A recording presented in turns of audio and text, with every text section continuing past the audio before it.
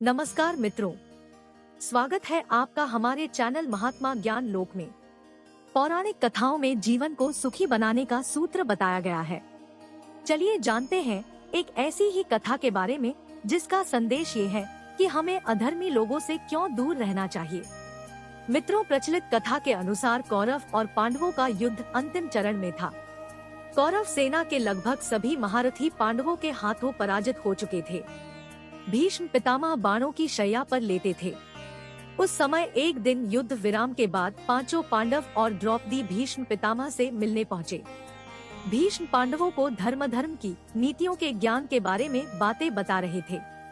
तब द्रौपदी ने कहा कि पितामह, आज आप ज्ञान की बातें कर रहे हैं, लेकिन जिस दिन भरी सभा में मेरा चीरहरण हो रहा था, आप भी वहाँ थे, तब आपका ये ज्ञान कहाँ गया था? आप उस समय चुप क्यों रहे? मेरी मदद क्यों नहीं की? आपके सामने अधर्म हो रहा था, लेकिन आप कुछ भी क्यों नहीं कर सके? भीष्म पितामह ने कहा कि पुत्री, मैं जानता था एक दिन मुझे इन सवालों के जवाब जरूर देना होगा। जिस दिन ये अधर्म हो रहा था, उस दिन भी मेरे मन में यही प्रश्न चल रहे थे। उस समय मैं दुर्योधन का दिया अन्न खा रहा था, वह अन्न जो पाप कर्मों के कमाया हुआ था। ऐसा अन्न खाने की वजह से मेरा मन मस्तिष्क दुर्योधन के अधीन हो गया था। मैं ये सब रोकना चाहता था, लेकिन दुर्योधन के अन्न ने मुझे रोक दिया और ये अनर्थ हो गया। द्रौपदी ने कहा कि आज आप ज्ञान की बातें कैसे कर रहे हैं? भीष्म ने जवाब दिया कि अर्जुन के बाणों से मेरे शरीर से सारा रक्त बह गया।